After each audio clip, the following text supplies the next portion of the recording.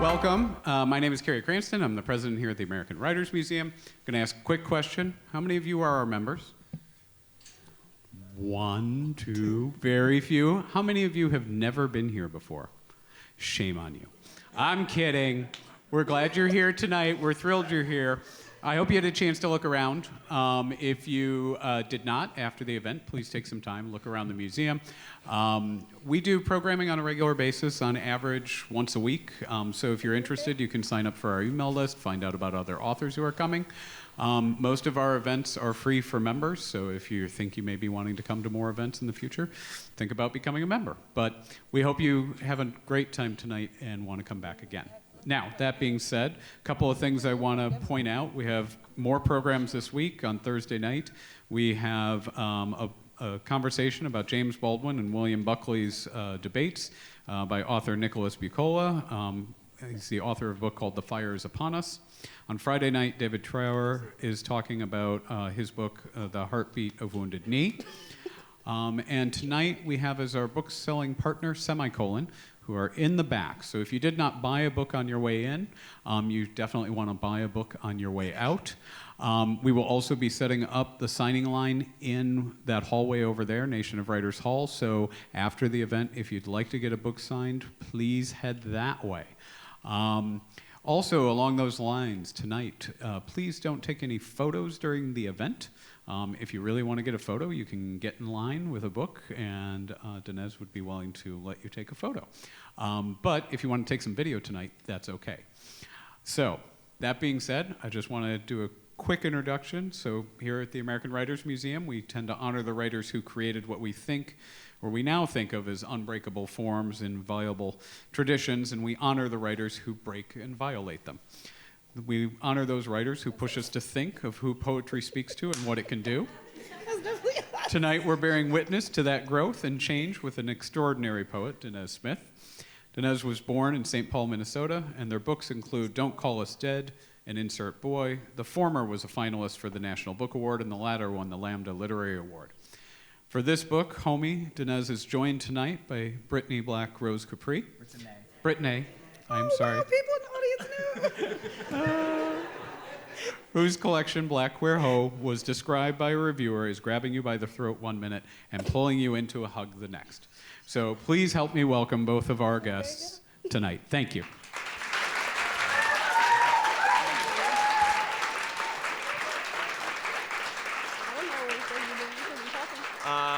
You read, I read, we talk, they ask questions. Okay, that's what it was. I'm gonna go this way. Sweet. Tight.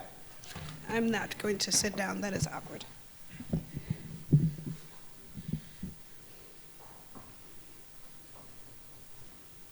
Hi, how y'all doing?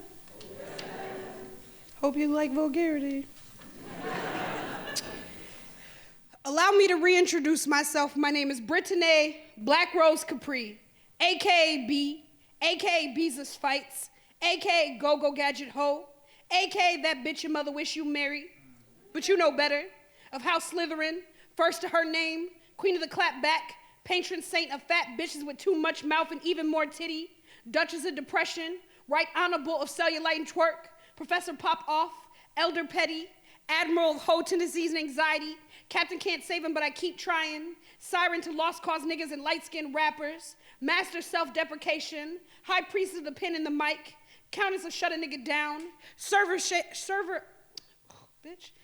Shade in These Hands, Chairman of the Curve, Emperor of Don't Come For Me, Lord of I Didn't Sin For You, Don of Fuck Your Mixtape, Papa John's, Indiana, J. Cole, Hey! and your misogyny, Mother of Draggings. All these poets is my sons. I create space for marginalized youth to counter the narrative being forced upon them, and I also punt toddlers for crying on the airplane. I drink like a sailor and fuck like my mother. I ain't got time for your shit, so come correct, boy, or don't come at all. I chef like your southern granny and your bougie northern auntie that ran and never looked back. Spent the past 31 years working on being the best version of myself, which means loving the worst versions of myself. Ain't no shrew to be tamed, ain't no horse to be broke, ain't no hoe to be housewifed. I be all this and I ain't gonna stop. I got my own house, own car, work 2 jobs, I'm a bad bitch, but if you call me a bitch, I'll skin you.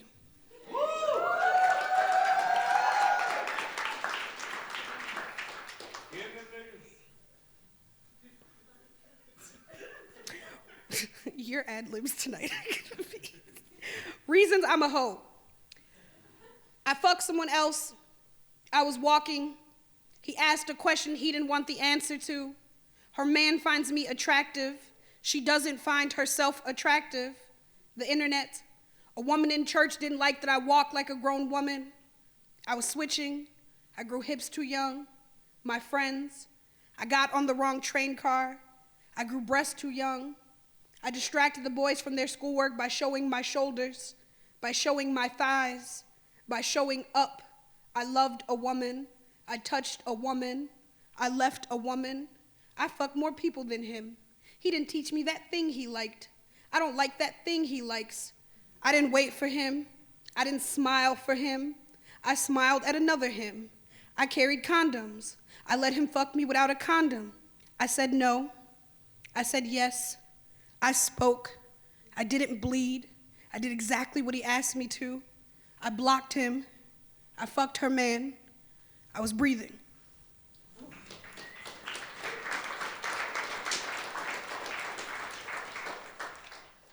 This one time, this boy say, "Hey girl with the ass." And all I hear is church bells and little J's pitter-pattering across the train floor. It's like I didn't even know I had an ass. What have I been sitting on all these years? He say, "What you doing?" And since we're both on the train, I could tell he's going places, so I give him my number. Or I think, how do I curve this nigga without leaving on a stretcher? How fresh is my manicure? Am I willing to break a nail off in a nigga because he don't know no? Where are the exits? Does it look like anyone here will fight for me? Can I walk the rest of the way home?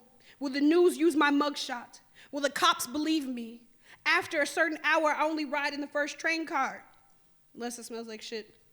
I never sit in my back to a man if I have a choice. I keep a knife open in my pocket or a key between my ring and index finger. I keep headphones in, but not too loud. I try to only sit next to black women. They're the only people I trust besides myself. This one time, a man follows me home from the train. 40 feet from my house, I face him and start cleaning my knife on my jeans. Every time I tell this story, someone asks, what would I have done if he had kept coming forward?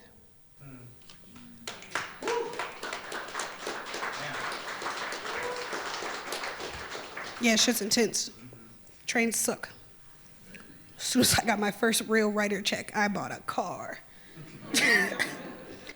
On the first day of first grade at a new school, a girl twice my size, a girl's brother holds me down while she punches me in the stomach for apparently stealing a pink crayon. In fourth grade, sorry, I'm gonna start over. I'm not on my shit tonight. On the first day of first grade at a new school, a girl punches me in the stomach while her older brother holds me for allegedly stealing a pink crayon. At home, my mother asked me how it felt, asked me if I ever want to feel that way again, tells me to hit back, teaches me to not be a victim. In fourth grade, a girl twice my size informs me we're going to be fighting after school tomorrow. I replace all the books in my bags with bricks. That same year, a boy lifts up my skirt. I uncrochet a braid from my head and choke him outside the office. Fourth grade, I dole a girl's face on the asphalt months before CPS changes all the neighborhood parks to foam. 6th through 8th grade, my tongue is now as sharp as the screwdriver I keep in my locker so folks don't challenge me. Freshman year, I sparta a girl down half a flight of stairs, call her back up just to kick her back down. I am all dagger mouth and bloody fist, and I never ask questions later. Sophomore through junior year, everyone at school understands I am, in fact, not the one, so no one challenges me. On the block, I drag a golf club with Latin queens' names etched in the head. At some point, I crack 3 different hockey sticks over 3 different boys' heads. I see a person die for the first time, and my only thought is better him than me. In college, I begin collecting swords. I keep switchblades in my pocket until my desire to cut becomes stronger than my need to survive.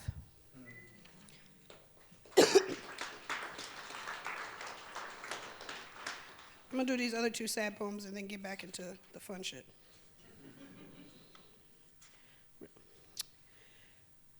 Quarter life crisis. Girl, you been done already had that. You was still in barrettes and training bras, hoping your first kiss ain't taste like Doritos and Mountain Dew. Still not allowed to hear your big mama tell stories about your mama. Still at the small table on Thanksgiving. Still gotta be in before the street lights come on. Still in kitten heels and dollar store makeup. Still trying to find your likeness in a Disney princess with a daddy.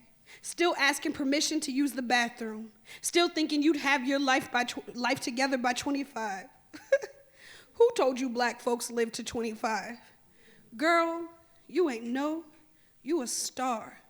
A light that's been dead since the moment we saw you. So this next poem is Danez's favorite poem in the book. Oh my God. I don't care if you're black, white, green, or purple, ancient white people proverb. Some of you have said it. They have. I find it strange how these beings came to my planet expecting to find themselves as if the only thing I could have been was a mirror. These bags of veins and alabaster roughness, they sun don't even respect them. They won't look me in the eye, won't shake my vines, won't learn what's customary here. Keep trying to convince me they don't care what I look like, but I hear them tell their friends I am lavender instead of raisin, praise the lilac and periwinkle children they forced into me. I see it, the slow erasure of my fig, my mulberry. I hear them say plum plague, plum magic, plum list, plum mail, and I know this is not an accident. They offer me bleach and name it peace. Teach my children to hate me in a tongue I do not know. Tell me to never look back while calling their history law.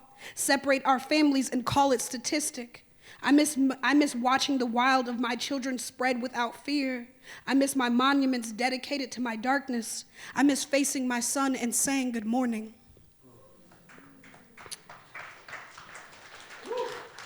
I got 2 more short pieces before we hand it over to the person you actually came to see.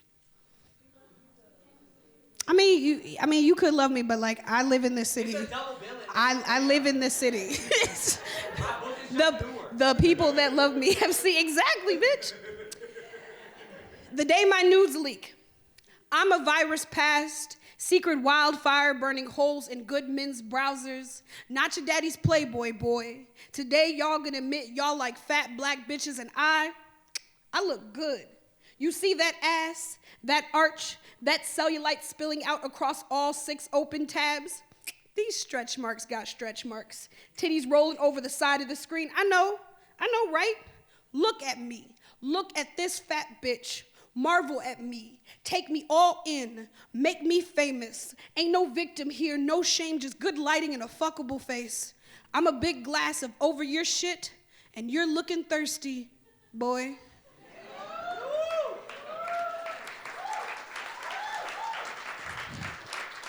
I keep catching myself doing Jamila hands when I'm reading, like the way she performed when she's singing. No, I'm not doing Jamila eyes. I don't have that big of eyes, but I just keep seeing myself do this. To every nigga I ever yelled out, this pussy is yours too, you welcome. Welcome to this prestigious club. Niggas who I lied to, niggas whose numbers I never saved, niggas who I loved so fervently I was willing to give them what others took without asking. Do you call each other? Have a special handshake? Take turns reminiscing when you were lucky enough to be face first in this moist cavern of greatness? Side note, in my book release, I had specialty cocktails made, named one of them Moist Cavern of Greatness, so everybody had to drink my pussy. You probably had one.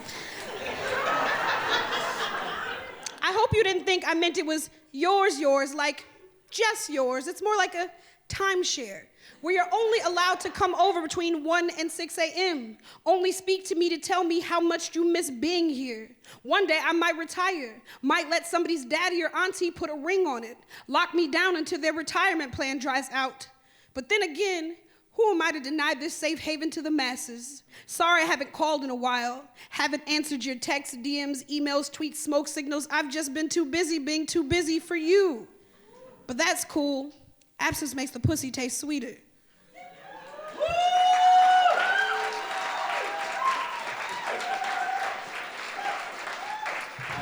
A little bit louder for Britteney.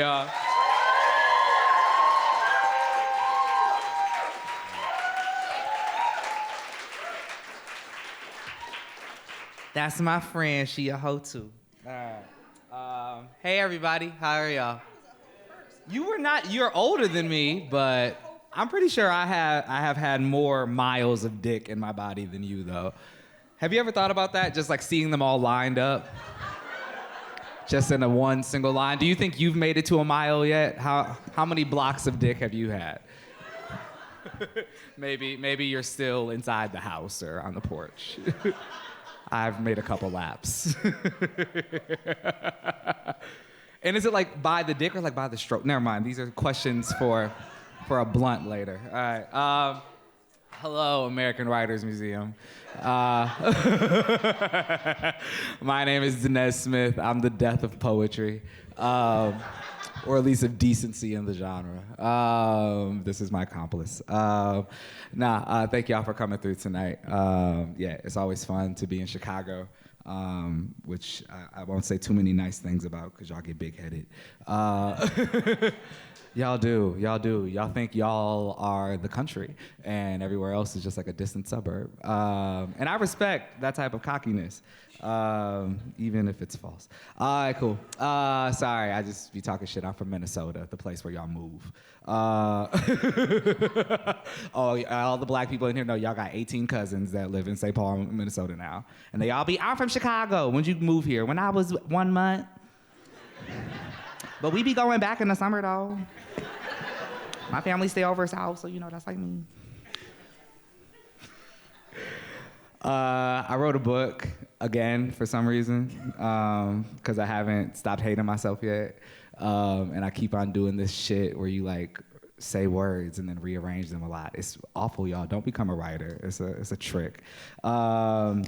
This one is largely about friendship and intimacy and love. But it's also about other things, about depression and suicidal ideation, about how far into the apocalypse you gotta kill somebody else, about like what you're willing, about like, I guess like the limits of like, when does revolution start for your loved ones and stuff like that.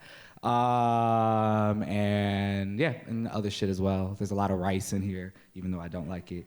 And so I'm gonna read a selection of shit, right? I'm gonna read for like 20, 25 minutes or something like that, and then I don't think that really captures the whole book. So go buy it and read it if you have not already, because I like paying the rent. I really do like paying rent, even though it's too damn high. All right. So this first poem is called "My President." Cool. And not that orange motherfucker. How is he not dead yet? Huh? Rich people have died before? Like, there's not like no down-ass chef that's just down to like sprinkle a little something in like his Taco Bell or whatever the fuck he be eating. Hate him. Okay. But I think the only good thing that came out of his election was that it shook a lot of folks out of their black presidential dream, right? About like that we have like made it to the promised land. The black one was awful too. There's been no US president that's like good, right? Like they all killed somebody brown. And it was like good to like, shake everybody like out of this liberal dream, right? I think like we got kind of had to hit rock bottom for a second. I really hope we don't hit rock bottom again this November. And I think the other thing was like it gave folks a chance to like, hopefully like really think like, beyond the nation state, beyond like this like, this like long colonial project that we've been a part of. Who is your allegiance actually towards? Is it towards this empirical monstrosity of a nation, or is it towards the good folks that sometimes make it up? My president. This poem actually started at 826 Chicago, actually. Cool. Shout out to 826. All right. Today, I elect Jonathan, 11 and already making roads out of water. Young genius, blog writer, little community activist, curls tight as pinky swears, black as my nation. I trust the world in his tender, blooming hands. I trust him to tell us which rivers are safe to drink and which hold fish like a promise. And I elect Eve Ewing, who I know would misfrizzle the shit out of this country into one big classroom where grandmas finger paint the national budget and uncles stand around smoking blacks, plotting on stars for our escape. She could walk to the podium at her inauguration and say, the future is now. And we would all marvel as the sun and moon started looping the sky like a GIF. It's pronounced GIF, as the cars all learned to fly and our skin grew bulletproof. And Colin Kaepernick is my president, who kneels on the air, bent towards a branch, throwing apples down to the children and vets. And Rihanna is my president, walking out of global summits with a wine glass still in hand, our taxes returned in gold to dust our faces into coins. And my mama is my president, her grace stunts on amazing brown hands, breaking brown bread over mouths of the sick until there are none unfed. And my grandma is my president, and her cabinet is her cabinet, 'cause she knows. She knows to trust what the pan knows, how the skillet wins the war, and the man I saw high kicking his way down the river, he is my president. And the trans girl making songs in her closet, spinning the dark into a booming dress, she too is my president. And Shonda Rhimes is my president, and Nate Marshall is my president, and Trina is my president, and the boys outside Walgreens selling candy for a possibly fictional basketball team, they are my presidents. And the bus driver who stops after you yell, wait, only twice, is my prez. And dude at the pizza spot who will give you a free slice if you are down to wait for him to finish the day's fourth prayer is my president. And my auntie, only a few months clean, but clean, she is my president. And my neighbor who holds the door open when my arms are full of laundry is my president. And every head nod is my president.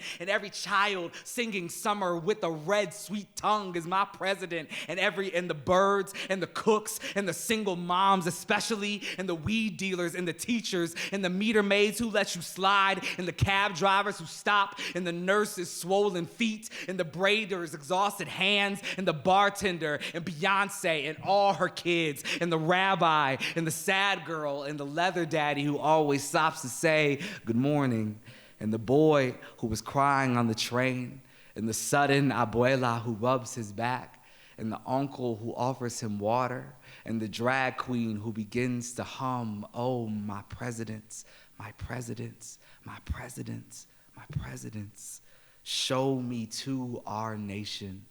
My only border is my body. I sing your names, your names, my mighty anthem. Thank you. Cool.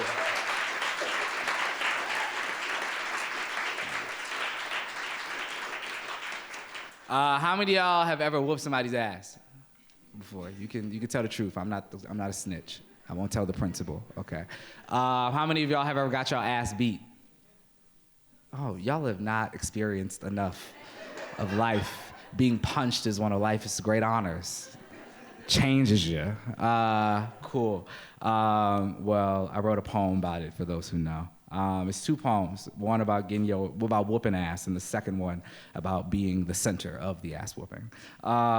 Cool. It's called Jumped.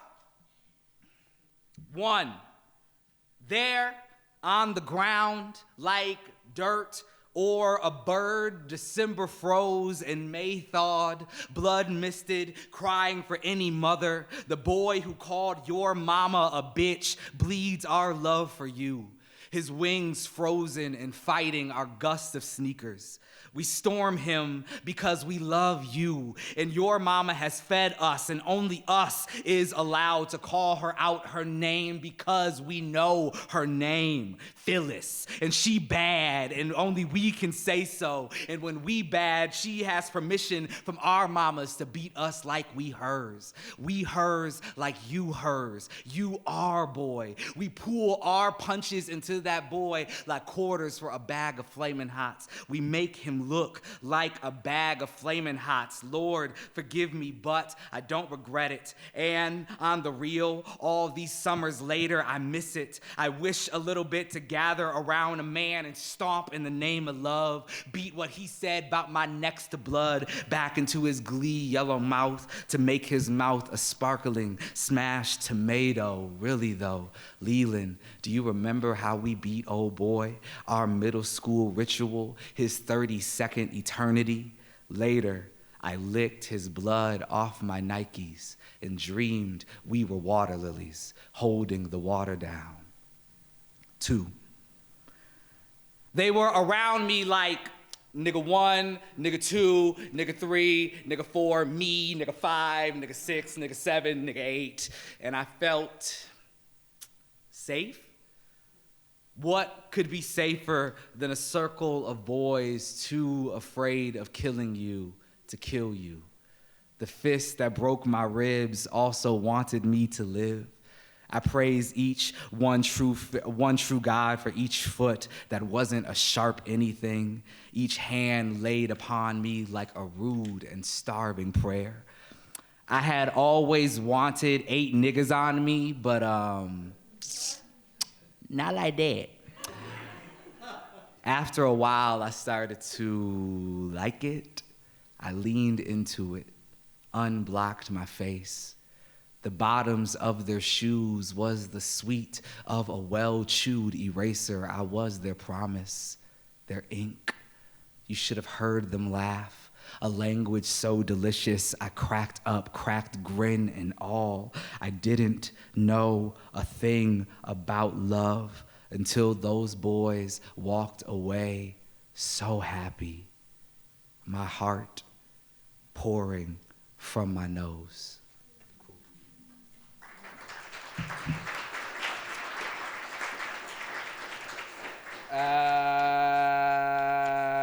Cool. No, not that. I will do this one. Okay, cool. So I wrote this is like an attempt to like make an amends with my family. So like in my first book, I did what every person with a writer in their family is scared they're gonna do, and I told the family business, right? And it was like the truth. I was like about my grandfather, and I was like, he was great, and also he was violent and terrible sometimes, right? And like apparently that was a secret. So this time I tried to make amends with just like a mostly happy poem about him. This is called Ode to Gold Teeth. Gold, can I get rid of this? Is that fine if I talk like this? Yeah. Cool, I don't like the echo on that. All right, tight. Gold gate of Grandpa's holler, Midas touch his blue hum, honey meadow perfuming prayers, crowned who crowns his crowns, made even his vomit expensive. Gangsta grill before gangsta grizzles, marked my granddaddy OG of the gin sermon and front porch tabernacle, made everything he said sound gold rim Bible or gold rim tires, gangsta white walls, TV antennas cross the back of your legs, talk smart, even his punishment sparkled. Oh, his golds, when I was young, I thought your mustard gleam meant my papa was some kind of hero, alien or stone. So confused how he hid all those suns so near his tongue. His mouth held the day hostage but didn't swallow it. Oh, butter glow, country tiara, ghetto kingdom of molars, glinting hallelujah, pork stuck near the black gums. Forgive me, citizens of my papa's dead mouth. I stole you from behind his cold flap at the funeral. I knew you were not teeth, but seeds. Forgive me, who planted you between the collards and the whole peas, who waters you daily with irk and jerk and prays for rain with enough belief a boy will sprout, with 24 karat skin, his whole body one gold tooth, yellow ballad, plaqued, unbreakable, and I will raise him right.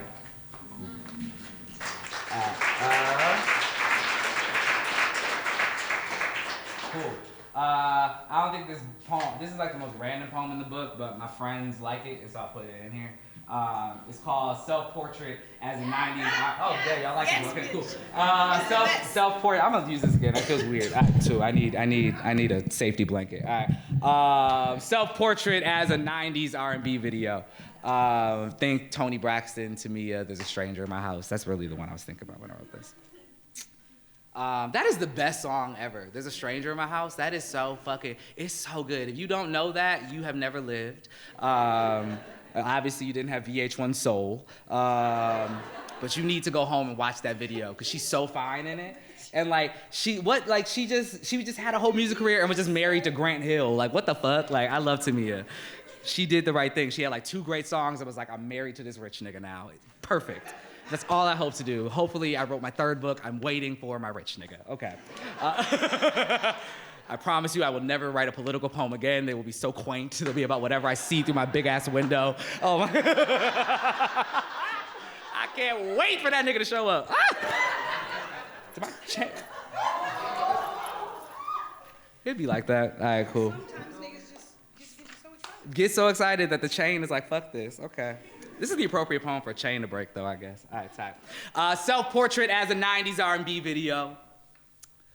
Lately, I've been opening doors in slow motion and find myself often wearing loose white silks in rooms packed with wind machines and dusk. I have a tendency to be sad near windows, thinking of all the problems I have with my man, with his trifling yellow ass. My man is more a concept than anything. At dinner, I watch red pepper soup spill onto his powder blue Brooks Brothers button down and ask, why don't you love me anymore? I sit on the couch with a wine glass full of milk, cry in ways that frame me gorgeous and fuckable. My girls come over and we light his suits to burn our spliffs, buy Gucci heels with his credit cards and stomp out all his shit. My best bitch tells me that I need to get over him, say that he don't even exist, but what she know? I got all this house to walk through, all these gowns to cry on, all these windows to watch the rain. There must be a man in this house who loves me too much to do it well. There's a room in my basement filled with water and gold, and that's it. Water up to my well-managed waist, gold link chains that curl around my ankles like boa constrictors, or the hands of a man around a neck he used to love to bite. I dip my head in, let even my hair get wet, and rise out the water. Hood, Venus, Aphrodite, ghetto god with iced out ropes draped from my head and arms, covering my nipples in il na na, just so. I could be a trophy for an award show only niggas know. Every rapper's favorite ex. 1996, given a body and he don't want this. I walk into my foyer because I have a foyer and say, who is she, motherfucker? I swear, the hydrangeas flinch. My man's so fake, he don't exist. My girl was right. The suits we burned were mine. My man's all in my head, and it's a bad head. Tomorrow, after I run and spend some time studying the mirror's wisdom, I'll burn this whole shit down like Left Eye would, like any good wife. Whatever survives the blaze will be my kingdom. I hope I make it.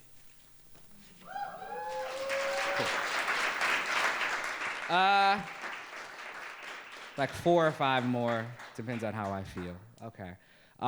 This poem is for my friend Human Win. It's called My Bitch. Cool.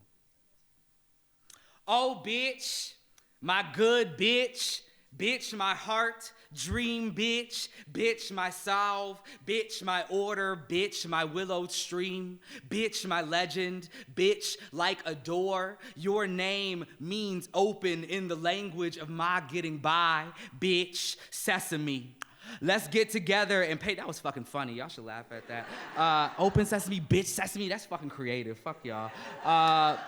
Let's get together and paint our faces the color of our mothers. If our mothers were only sad men, soft and bad light. If our mothers were sad men, only soft and bad lights. Let's swirl the deep grape and coffee pencils until we look like odd planets on our way to looking like the daughters we secretly were. Caked and caked hairy, just short of grace. We look terrible when we're the most beautiful girls in the world. Bitch, my world. Bitch, my brother. Bitch, my rich trust. I'll miss you most when they kill us.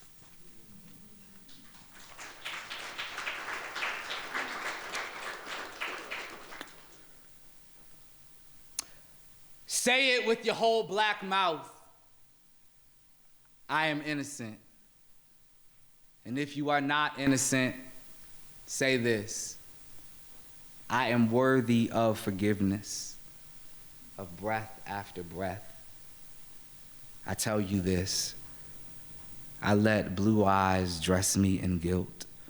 Walked around stores convinced the very skin of my palm was stolen. What good has it brought? Days filled flinching, thinking the sirens were reaching for me. And when the sirens were mine, did I not make peace with God? So many white people are alive because we know how to control ourselves. How many times have we died on a whim, wielded like gallows in their sun-shy hands? Here, standing in my own body, I say, next time they murder us for the crime of their imaginations, I don't know what I'll do. I did not come here to preach peace, for that is not the hunted's duty. I came here to say what I can't say without my name being added to a list, what my mother fears I will say, what she wishes to say herself. I came here to say,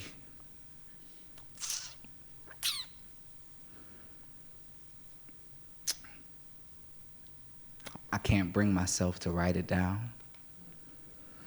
Sometimes I dream of pulling an apology from a pig's collared neck and wake up cracking up. If I dream of setting fire to cul-de-sacs, I wake chained to the bed. I don't like thinking about doing to white folks what white folks done to us. When I do, can't say I don't dance. Oh, my people, how long will we reach for God instead of something sharper?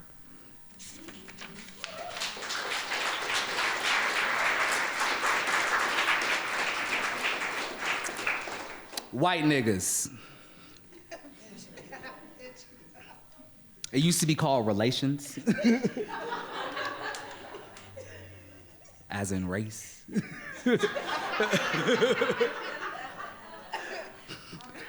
Your narrative and my narrative go behind the house and just have it out for once. One lunges with a shiv. The lunged at pulls it into place. They know the choreo of this marriage, their good time war. I understand the shape of it. We don't read the same articles, don't have the same internet, don't consider the same things knowledge, don't believe in the same things in the same way. I get it. We know little similar, sure. The joy of a good piss, the smell of fresh cut lemon, the feeling of making it home alive. Now, if I'm trying to avoid you to stay alive and you're trying to avoid me to stay alive, what is that the definition of? All this blood and still no truce, my adopted cousin. We've been at this for years. You run around scared of the idea of me. I run away from your actual you with your actual instruments of my end, badge, bullet, post, gas, rope, legislation, opinion. You have murdered me for centuries, and still I fix my mouth to say love is possible. It is. It is. If you come to my door thirsty, I'll turn the faucet and fill the glass. If I come to your stoop, don't shoot.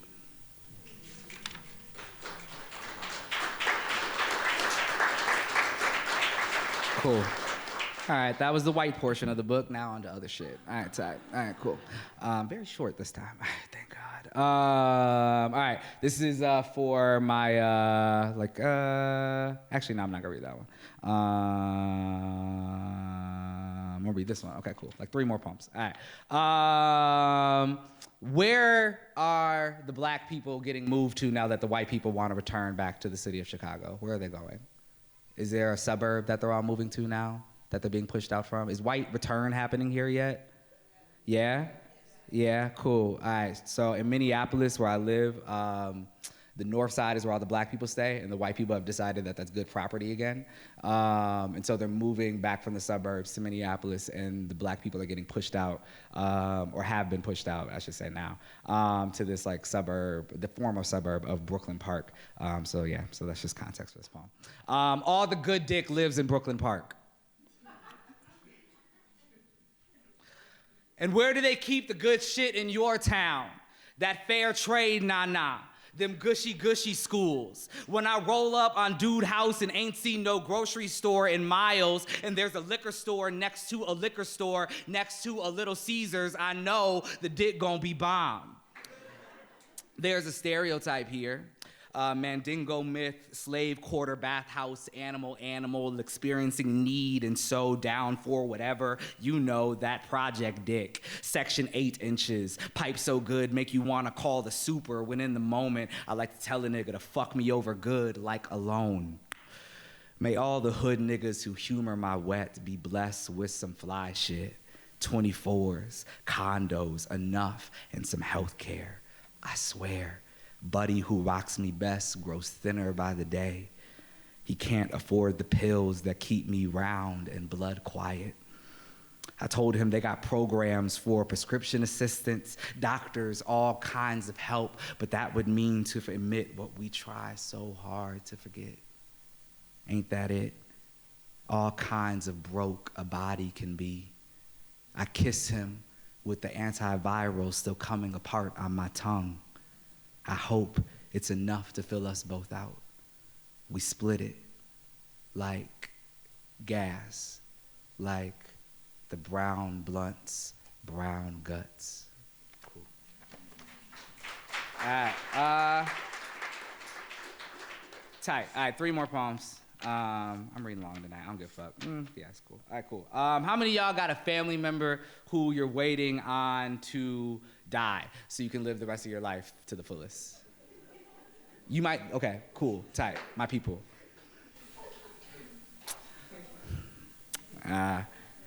Waiting on you to die so I can be myself. 1,000 years of daughters, then me. What else could I have learned to be? Girl after girl giving herself to herself. One long ring shout name, a monarchy of copper and cold shoulders. The body too is a garment. I learned this best from the snake undulating out of her pork rind dress. I crawl out of myself into myself, take refuge where I flee. Once I snatched out my heart like a track and found not a heart, but 2 girls forever playing slide on the porch in my chest. Who knows how they keep time? They could be a single girl, doubled and joined at the hands. I'm stalling. I want to say something without saying it, but there's no time. I'm waiting for a few folks I love dearly to die so I can be myself. Please, don't make me say who. Bitch, the garments I'd buy if my baby wasn't alive. If they woke up at their wake, they might not recognize that woman in the front making all that noise.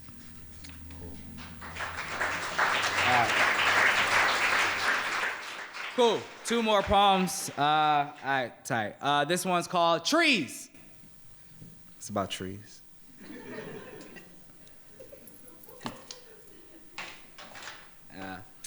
Y'all, ooh, I just farted. Ooh, shit. Bitch! Yes, that bitch! I know, I thought it was not gonna be that stinky, but it is. It's like, I got loud, I got emotional and it came out. Sorry to this row, I know.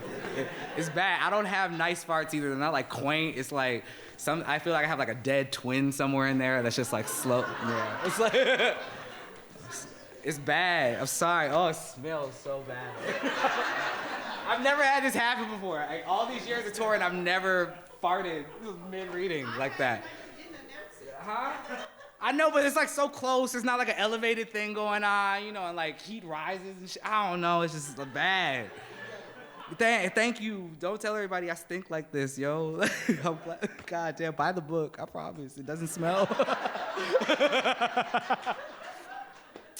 Trees. Y'all, they look like slow green explosions, thick as the best fro in the click, a click of them, a whole hood of soft jade, stadium of limes, how they look, gathered at the roots and at the leaves. Oh, I'm a little bit beside myself, driving through Mississippi with Tish, who is indeed a part of myself. She say, I wish I could take a picture of all this green, but it's raining, so we can't step out to photograph these perfect emerald lungs, these giant and ancient niggas. They must be niggas, right? How brown and giving they are. Their flowers, cousin to our hands, their fruit, our songs. I wonder if I went like a year without lotion, if my skin, some of y'all have done that before, and like really, let's take a moment for a PSA. It's why you look old quick. Lotion, moisturize, people. God damn, shit. Gets rid of those lines. It's just, oh my God, you ashy fucks. Okay, I wonder if I went like a year without lotion, if my skin would dry into bark and naps would drink the day as my toes kinked with thirst. Do you think that's how the first trees were invented? A bunch of niggas stood still in a field waiting for a sign from older gods, their breath a prayer until breath was their only action. Oh, if I could be a tree, I'd know God is real. If I could be a tree, there'd be a heart knifed into me that read, I heart all my niggas. Oh, if I could stand still in a field with Tish and Blair and Josh and Jamila and Cam and Aaron and Nate and Angel and Morgan and Britteney and Kelsey and Krista and De'Allen and Camilla and Dorian and Tahira and Nabila and Safia and Courtney and Jason and Philip and Lamar and Hanif and Eve and Chris and Dom and Saeed and Brandon and Amber and Adora and Brittany and Shanaka and James and Leland and DeVray and D'Angelo and all the niggas whose names burst my heart to joyful smithereens with their bright seeds. I would be the happiest tree. I'd let all the birds live in me, glad to breathe in my constellation of green budding stars. Oh my God, of Negroes and foliage, roots and roots and roots. Here we are, black and ashy and filtering air, ready to be the forest. Deliver us into your axeless world, sweet mother of chlorophyll and melanin, branch and braid, dogwood, and all my dogs. We stand waiting to be made evergreen. We see your promise in the noon star, hear your word in the rain. Cool. All right. This is my last poem, and then me and Britteney will talk for a hot second, and then we'll ask y'all some questions, and then we'll all get the fuck up out of here. Cool. This poem is called Acknowledgments. It's made up of like these like little tiny bits of poem, like 1 or 2 line sections that are all like little distillations of like either something about a best friend of mine or somebody else's story about their best friend. I asked Facebook when I still lived in that awful country. I've since freed myself. I'm still a slave to Twitter though. But I like asked Facebook. I was like, when did you know your best friend was your best friend? Keep it short. And everybody kept it long. And so I was like, fuck, this is useless to me. And so I whittled everything down to like one singular line of poetry from all those things. So if you were like on that Facebook thread, appreciate you. You made a poem. Okay, so it's called Acknowledgments. Yeah. Oh, and I'm gonna say 1 in between each of the things because there's not numbers on the page. And if you ever seen a poet try to like count at the same time as they're like doing a poem and they just say 17 3 times and it's not intentional, yeah, it's not cute. So I'm gonna just say 1 because I can remember that. 1. You saved me half a bag of skins, the hard parts, my fave, dusted orange with hot. 1. You say we can't go to the bar because you're taking your braids out. I come over, we watch Medea while we pull you from you. 1. You make us tacos with the shells I like and you don't. 1.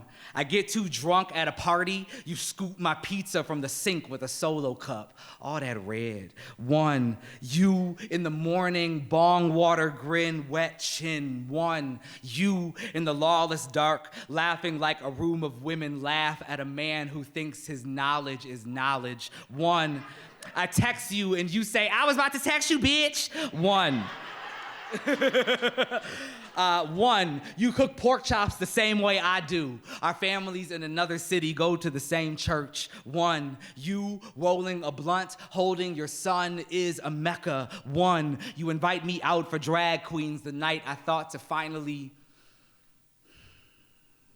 1, you pull over in Mississippi so I can walk a road my grandfather bled on. 1, you gave me a stone turtle. It held your palm scent for a week. 1, I call you mama, mama. 1, you request like a demand. Make me some of that mango cornbread and I cut the fruit, measure the honey. 1, you and you and you and you go in on a dildo for my birthday.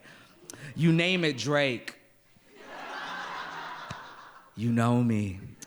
1, a year with you in that dirty house with that cracked out cat was a good year. 1, at the function, I feel myself splitting into too many rooms of static. You touch my hand and there I am. 1, do you want to be best friends? A box for yes, a box for maybe yes. 1, did our grandmothers flee the fields of embers so we could find each other here? Friend, you are the war's gentle consequence. 1, I am the prison that turns to rain in your hands. 1, you at my door the night my father leapt beyond what we know. 1, the branches of silence stay heavy with your petal. 1, you smell like the milk of whatever beast I am. 1, your poop is news, your fart is news, your gross body my favorite bop. 1, you drunk as an uncle making all kinds of nonsense sense. I fluent the language between your words. 1, and when we fight, not a ring but a room with no exit. We spill the blood and bandage the wound. Clean cuts with tongues. 1, if luck calls your name, we split the pot. If you wither, surely I rot. 1, we hate the same people. Say, nigga, please, with the same mouth. 1, and before we were messy flesh, I'm sure we were the same dust. 1, everywhere you are is a church, and I am the pastor, the deacons, the mothers fainting at the altar. 1, as long as I am a fact to you, death can do with me what she wants. 1, my body, water, your body, a trail of hands carrying the river to the sea. 1, I ink your name into my chest to fasten what is already there. 1, you made coming out, coming in from the storm. 1, I would love you even if you killed God. 1, you are the country I bloody hills for. 1, you love me despite the history of my hands, their mangled confession. 1, God bless you who screens my news nudes, drafts, my breakup texts. One, you, the drug that knocks the birds from my heart. One, oh, the horrid friends that were just ships harboring me to you. One. And how often have I loved a thing? Wait, how many times have you loved me without my asking? How often have I loved a thing because you loved it, including me? One, with your ugly ass. One, at the end of the world, let there be you. One, my world. Thank y'all.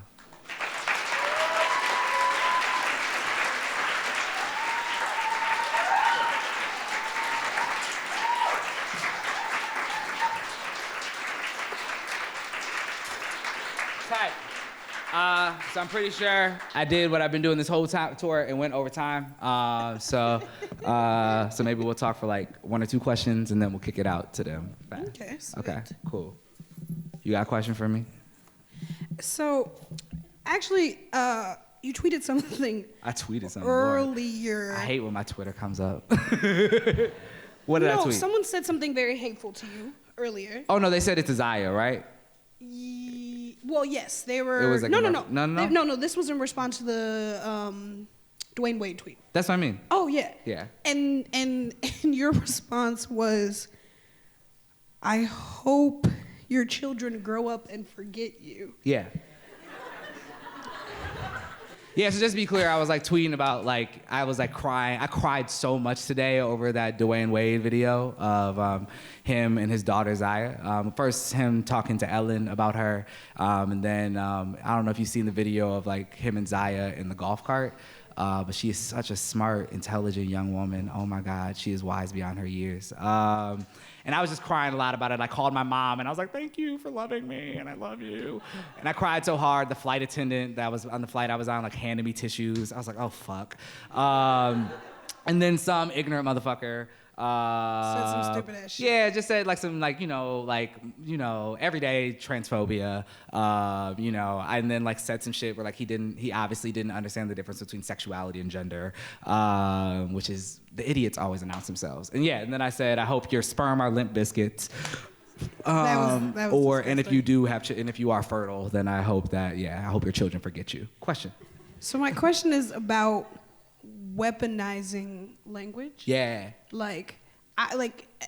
And it's, do you ever feel like you, and I say this because like I've always been the loudest, quickest tongue person in the room, and so like, do you ever feel like you were able to weaponize this like beautiful gift that you can make all these people feel all these things, and then you can immediately be like, yeah, for sure. I think like, I think like black people are like have like a natural, especially like black people who identify as niggas. It's different. Like capital B black folks have a natural gift towards creativity, right? I think we are a like naturally creative culture, and when we get like I think like the act of like having black friendship or growing up in black family is a training ground for comedians and for theater artists and for writers, because you got to be quick, right? I think like to like roast somebody, like you can't get roasted at the lunch table. You got to be quick. You can't just come back with the same like your mama whatever, she hung off a Dorito joke, because everybody done heard that since 3rd grade. So you got to come up with some shit. And I think that I do actually think about like roasting your friends, or like being at the barbecue like ribbing with your uncle, as like sort of a training ground for me as a poet, because it made me be quick. And I think that's the way I write, is with that quickness. So yeah, definitely can weaponize language. I mean, I think like, you never, like, I think the highest compliment for me or not even the highest compliment, but like I really know a writer is like the shit when I'm just like, I never want to be on their bad side. Like I do not want to be the person, like, can you imagine if like Toni Morrison wrote an essay about you? Oh, it's frightening, right? like I don't want, like, writers, it is a weaponization of language, right? And I think there's also, especially for poets, there is this tie to like prayer and spell making that we have because of our art form, right? It's some ancient shit. And so I feel like when I tell somebody on the internet that I hope their children forget them, that's actually an incantation. for their children to be smart enough to forget that ugly nigga. And he was ugly. I went to his page and I looked, and he had a video where he was just talking stupid hotep nonsense and was just ugly.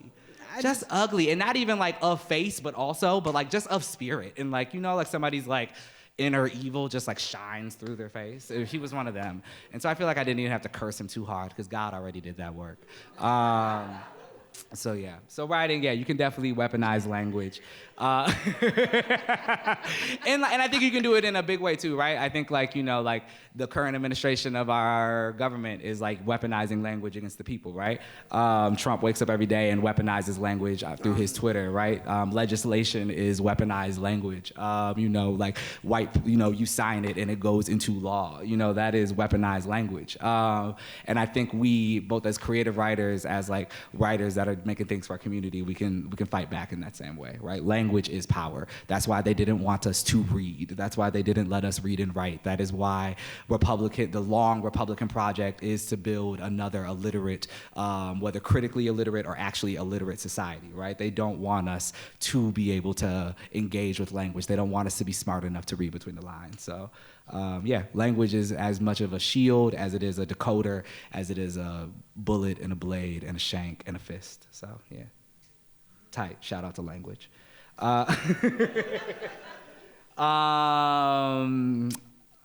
For you, I'm wondering. Well, I guess I'm wondering, like, one, is there anything like Black Queer Hoe has been out for what, 2 years now? A year and a half, some change? About a year and a half, yeah. A year and a half, right? One, I guess just like is there anything different that you know about the book or about yourself as you like have continued to like read these poems over and over again? I know my relationship with my shit kind of changes over time a little bit. And I'm also wondering, part two, the book also like takes up a lot of elements of social media and stuff like that. I think it's a lot of listing, there's a lot of repetition and stuff like that, which I think was actually fairly new in what I knew of your writing. Mm-hmm. At least, and so I'm wondering, like, what, after doing this book that is, like, largely indulging within the tradition of repetition, within, like, sort of these, even, like, sort of social media structures of, like, the tweet and the post or whatever, how has your writing changed since, like, Black Queer Hoe 2? What is the new shit you're working on flavored like? Is it just more Black Queer Hoeing? Well, after the book came out, I did like a series of interviews, and I had one insanely painful interview with a person that like was more of a fan than a journalist. And so like at the end of it, she's like, so I just want to like, she basically asked for help to sleep with a married professor. What? And I was like, one, this is not where you're supposed to be having that conversation. Two, I'm not your homie. And three, I wrote these poems about when I was 24. I'm not living like this anymore. I stay at home and play video games, bitch. Stop playing with me. And I was like, and I'm also in a very serious committed relationship. So like for people that like don't know me, like these things are very true in who I lived in. Also, I stand by these things, and I can't wait to meet the next generation of fat Black bitches that like live in these poems. But I don't live in these poems anymore. And so people will talk to me, and I'll be like, no, I'm not doing that. I'm not gonna drink whatever random cup you like. People get like want friendship, and they hear the poems, and they're like, oh, this is exciting. They and read the people, book like, and they think they know you. And right? then like someone at a show like handed me their cup that I watched them drink out of, and I was like, one, I'm Black, so I don't trust. I was in fucking Green Bay, Wisconsin. Ew. So I'm not drinking shit here that didn't come out of a cup. Like, I also have like a big ass Bears tattoo, so I'm already on edge. And I was just like, I was like, this is cute, but also like, you don't know me, and this is like inappropriate. And I was like, oh, I put out a book with a lot of vulgarity and a lot of chaoticness, and so it really. Yeah. But I wanted something fun because before just my writing was like. Some for the girls to get ready too, right? Because often people that engage with your work, especially when your work is like serious or difficult, afterwards, because they are so moved by your work, they want to share their trauma with you. And I didn't want that from Black Queer Hoe. I didn't want to go on tour and to pop up places and people I didn't know to tell me about their sadness, because I have to live in mine every day. I cannot live in yours. And so I was like, oh, I'm gonna put out a fun book. And then it was like, oh, there's actually other shit that could happen that I wasn't prepared for. So it's not like the worst thing, but the book is like definitely a version of me that doesn't exist anymore. And because people are only getting this, they think that's who I am. And that was, it's not a good or bad thing. It was just something interesting to see. Can I ask you a follow-up question? Yeah. Whose cup would you drink out of? A Black woman. Megan Thee Stallion's cup. Okay, Hell would no, you, there's too much liquor in you that. would not drive the boat? You wouldn't drive the boat? Like, everybody be like, you would not drive. Have you seen the videos of them after those videos? Yeah, they be drunk as fuck. First of all, I don't drink Hennessy. That shit Are you is kidding trash. No, I'm not. I mean, like, I will drive. First of all, driving the boat is different than Megan Thee Stallion handing me her cup. Like, we got a bottle, we pour it in my mouth. Sure, let's have this good ass time. But like, I'm not drinking whatever fuck. But what if the boat was She a hangs cup out- that night? Okay, but I'm not drinking out of any rapper's cups. Okay. Not even Lil Wayne's? Hey, what? I'm sorry, I've never like fucking partaken in the scissor, but I would That's for like Lil Wayne. fucking If Lil Wayne was like here. Drinking out of Lil Wayne's I cup. love the Carter too. I would have might as to. well lick something at the fucking airport.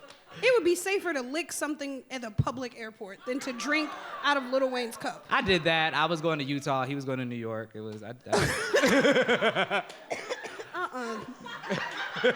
That's not what I meant, motherfucker. That is not what I meant. But, okay. But, in regards to the second question about Yes. social media, I take very large breaks from writing because I work a full-time job that I love. And also, like, this shit is exhausting. And so, but I love social media. I love social media. I love technology. Like, the whole, like, your phone and shit is listening to you. Don't care. Listen, make it easier for me. That's me. Don't care. Privacy doesn't exist. All those people that share that stupid-ass Facebook shit, I don't give permission for it. You already did, motherfucker. That's the world we live in. And so, like, I love Twitter. And I was like, man, I was beating myself up that I wasn't writing. But then I would, like, go back and read my tweets and be like, one, I'm funny as fuck. And two, these are vignettes. So most of the poems started off as tweets, and that's why there are tweets in the books. And that's why I like lists so much, because it's also how I tweet. Like, anybody that has followed me for a while knows I have a series of incomplete tweets and incomplete lists. So like, incomplete list of like words that J. Cole likes. And then the only word in there is like saposexual. I'm pretty. J. Cole definitely uses saposexual. No, he doesn't. Unironically. I don't like this. I like J. Cole. I think We he is all fine. have bad taste in some things. He's good. He is like fundamentals of rapping. Like, yes, he understands. But that shit, tell me if you were waiting Whatever. online I for knew I should've Progressive asked Toaster Insurance to read. and J. Cole was fucking playing, he hates them too. And if J. Cole was playing while you were waiting for the insurance, it would make sense. Like, it makes sense. It's hold music. That shit boring. And I don't actually have a problem with J. Cole. That I have nigga a made problem with J. Neighbors. Cole's fans because they be like, damn, this shit too deep for you. No, nigga. It's just not a trap beat. He's still a misogynist. Fuck that nigga. He is a misogynist, but who ain't? No. They all are. And I Can I please enjoy music? I love. I love for a rapper to tell me to shut up, bitch. Like, yes, I'm gonna shut up and throw this ass. But like, tell me to shut up and throw this ass. J. Cole be like, you should smile. Fuck you, nigga.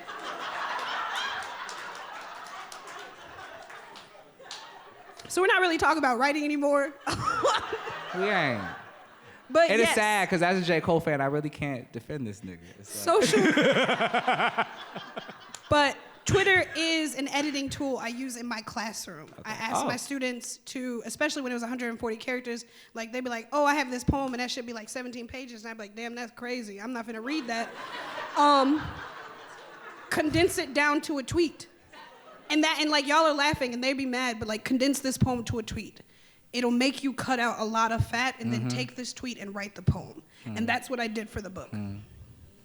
When I'm not talking about J. Cole, I have actual good tips. Yeah. That is nice. All right, let's kick it out to the audience. Do y'all got any questions for us? Don't ask us when we started writing. That's a useless question. Don't ask me why I write. It's because I'm broke. Look, don't ask us how our race, gender, sexuality, or anything like that affects our writing. You would never ask a white man that. Ask white people that, though. Do that. And don't, let's see. Ask us, if you want to ask about a writing process, ask us something beyond what is your writing process, because it looks different for every writer at every point in their life. And truly, there's no magic to it. You sit your ass down, you write, and there's discipline, and you don't get up till it's good. It is a full-time job. There you go. Work. Tight. So now that we've answered those, what's up?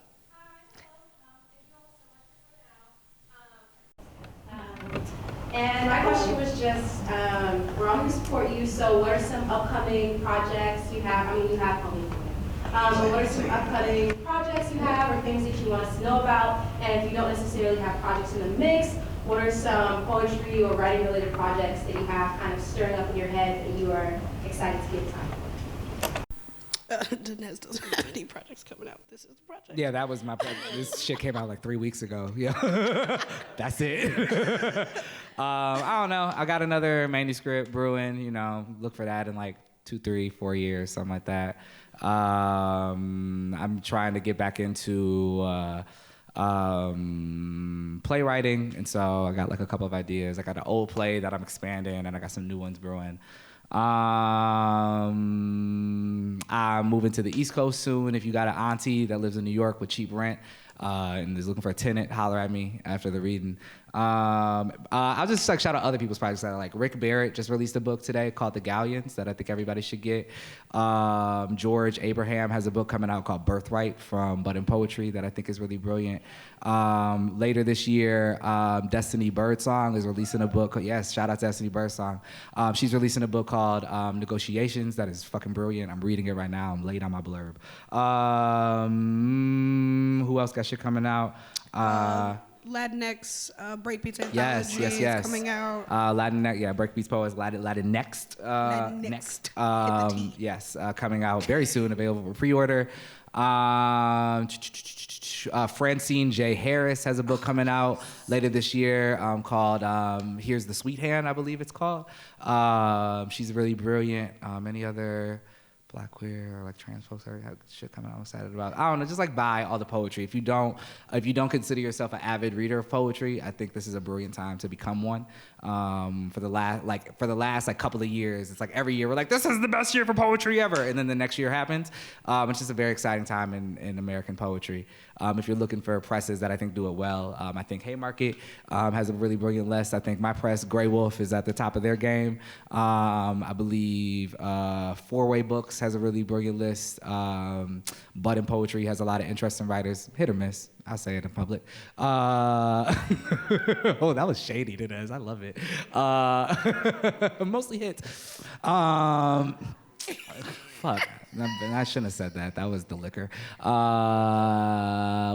else has good books? My best friend, Rach Jackson, yes. She just came out with a book through Button Poetry. It's a hit. Yeah.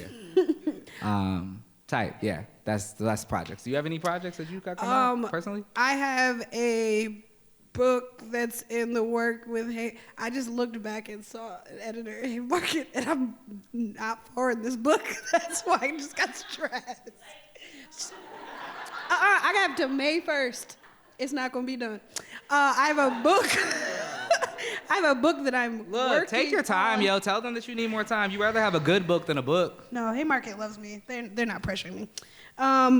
Forthcoming book, Do the Dead Still Age, which is about abortion and loss in Chicago. It will still be, like everybody got like really solemn, it'll still be in the same vein of this book of just like wild, reckless ass shit. Because I just like to laugh.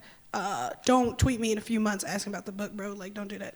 Yeah, but I think I know some of the poems in it. But honestly, when Black Queer Ho came out, when I first read it, there were poems in there that I think are going to be in this next collection that I missed. And, like, I'm so excited to be in the world. Like, those are the poems that I think, like, really made me fall, like, into a deeper love with your work. So I'm excited to see that collection one day. Those are brilliant poems coming your way. So.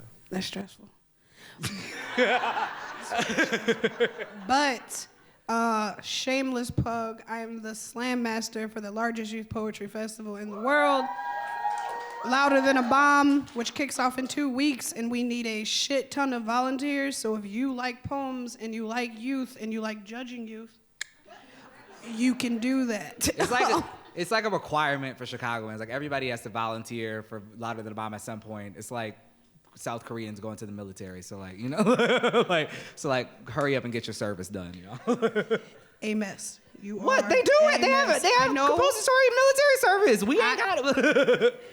It's a fact. I'm not saying no rare I didn't wild say it shit. wasn't a fact. I just said you are a mess. Look, okay, anyways. All right, anybody else got questions?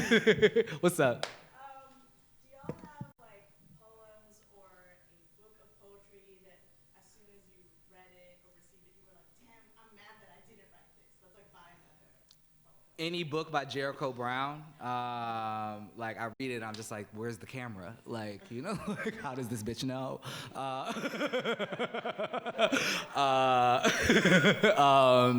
Let's see. Yeah, especially his. I mean, all three of his books, but I think the first time I read his book, Please, his first collection, I was just so taken aback that somebody had transcribed my life so well and better than me. Mad I didn't write it. Most of like Cam Awkward Rich's poems. His new book, Dispatch, is really brilliant. And I really appreciate it. And all of Safia Ahello's poems. She's a sincerely brilliant writer. If you have never read The January Children, you got to get on that ASAP. Don't tell this bitch I said this. Human. Oh, too late. Fuck you. Such a hateful bitch. Everything, I couldn't write any of Hugh's poems because we don't have the same life experience, but Hugh is literally my favorite writer. Everything they put out is like just phenomenal. Their ability to just, I'm in awe. Like I very rarely read poetry books in one sitting because my entire life is poetry. But like if Hugh puts out a book, like I'm gonna read it twice before I get up. It's remarkable. And this isn't poems, but my final form is Samantha Irby.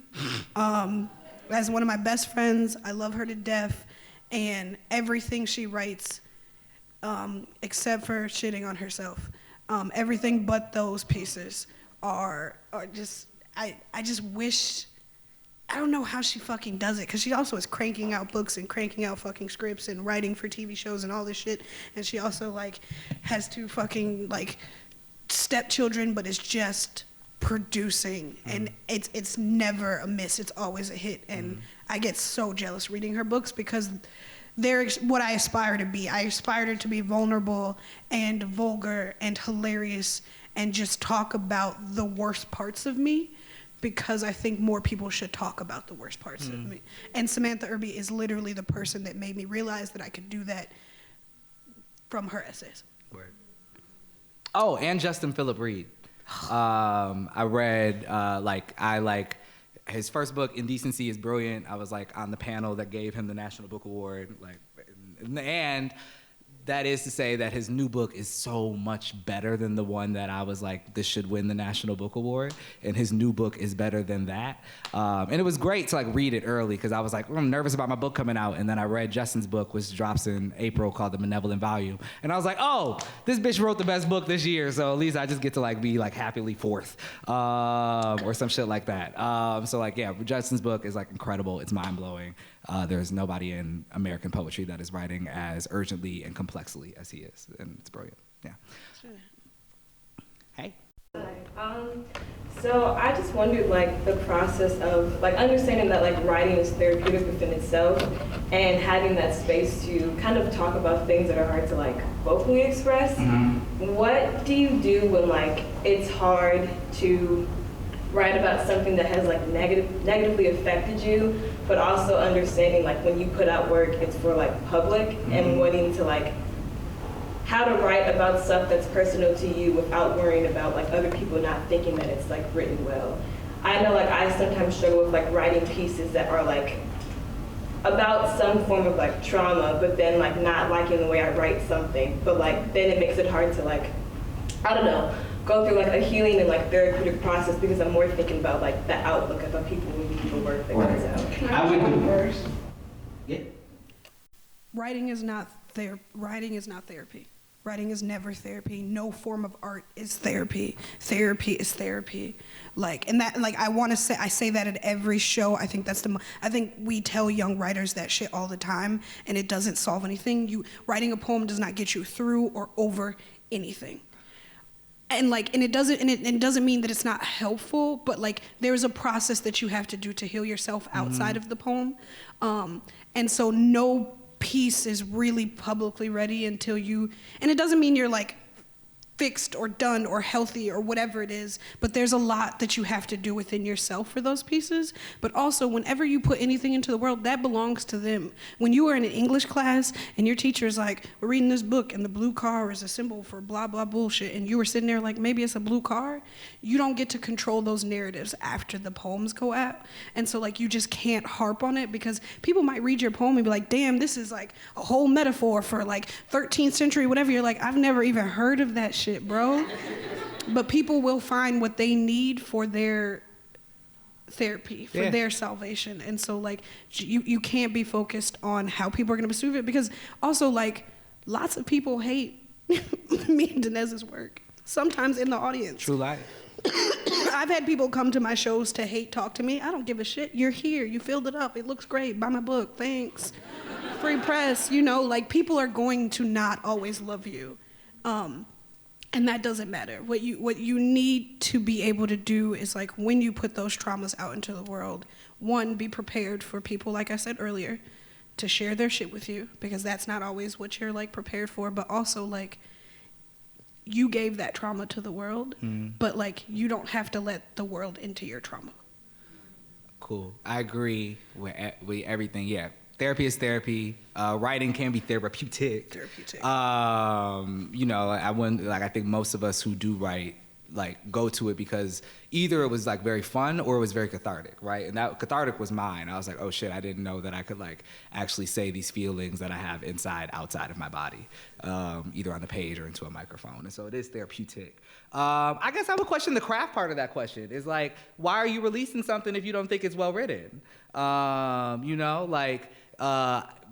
Just because you wrote it, I think it's important for writers, especially once you especially once you start professionalizing yourself, you have to divorce the idea of writing from publication, right? And I think for me, there are very much still I'm 3 books in, and there are still poems that are for me, right? Things that helped me move forward, helped me develop a thought that I was having about self, helped me sort of come to terms with something. And if it's not well written, the niggas don't need to see it. Just because I got something from it don't mean they will, and just because it did something for me or just because I wrote it doesn't mean that now I have to think about who do I send this to for publication. If it doesn't stand up to your level of craft, just because it did something for you, don't share it. Don't share it. Only share work that you're proud to share in the world. Just because it's importance and excellence do not have to be married, right? I write many things that I think are important that are not excellent or don't fit my standard for my work in the world. And so it's a Word doc, maybe one day I can come back to that piece once I've lived more, once I've read more, once I've written more, and I can influence that piece better, right? I think poems have long lives, There are poems in Homie that I've been working on or started before my first book. And I think it's okay to let things bake, to come back to it later, to say, oh, that poem was kind of crap 5 years ago, but I've been thinking about that same thought, and maybe there's 2 lines from there that I can take out and make useful down the road. But just because you wrote it, don't mean that it's for public consumption. We gotta keep diaries still. I've been doing that for myself. I started writing in a diary again. I hadn't done that in a while.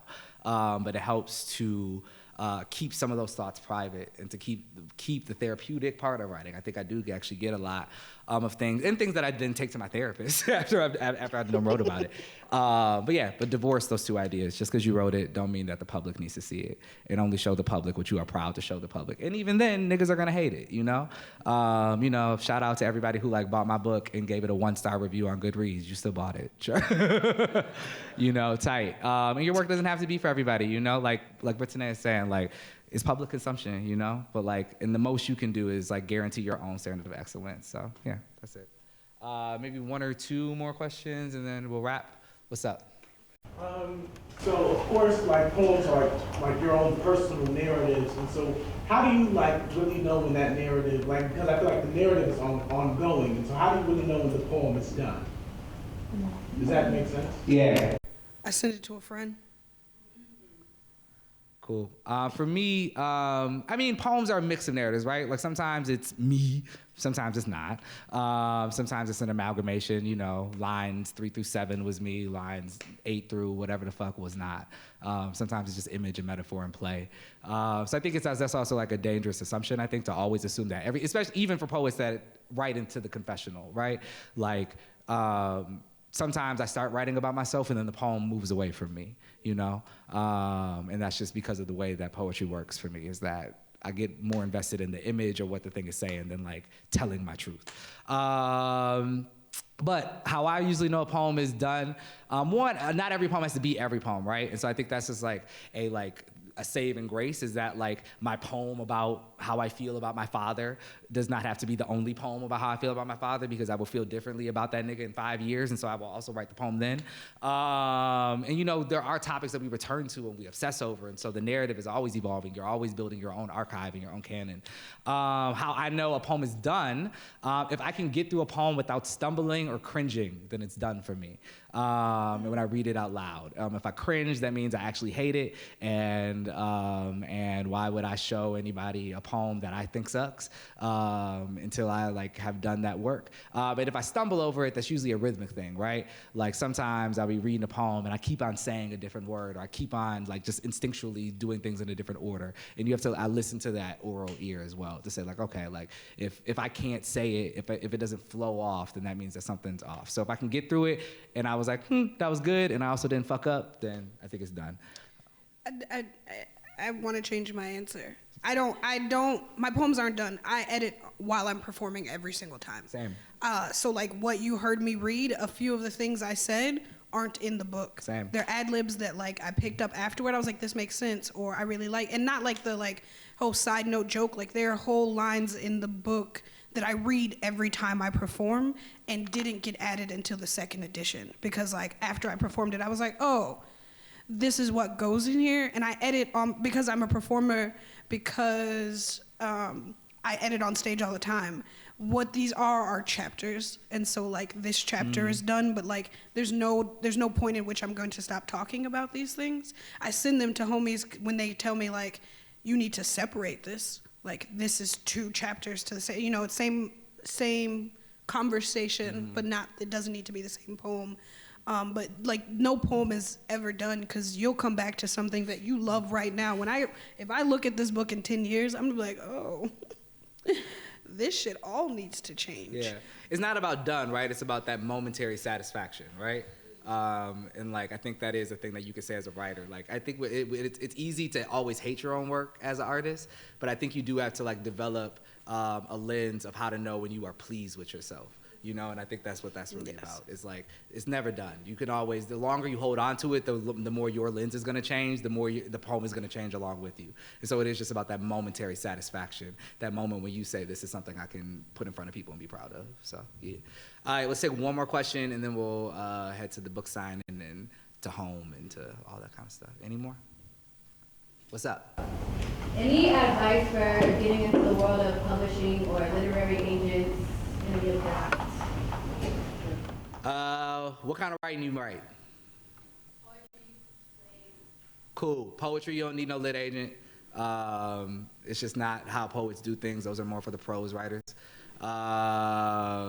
Just because deals aren't really like that in poetry.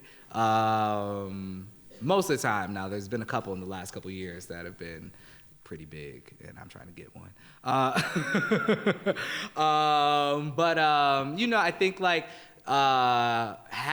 prepare yourself to have a long relationship with rejection. I think that's one of like the biggest things that folks who like are starting to do the publishing thing get scared of, because it's a whole bunch of no's, and like that just never changes. Like I always remind myself when I'm feeling a little bad about it, like people tell Sharon Olds no, right? People reject Patricia Smith poems. People tell Yusef Konyaka that they don't want to publish it. Okay. and I ain't shit compared to them, right? And so, and that's just how it is for writers. It's a long period of rejection. It's no, yes. Also, research journals and presses to make sure that your work actually makes sense for them. Like, if they've only published white men for the past 10 years, submit still, but, like, know who you're submitting to. With poetry, in regards to, like, books, like, a lot of poetry presses do open submission periods. Some cost, some don't. But, like, you need to look out for chapbook contests. You need to look out for open submissions.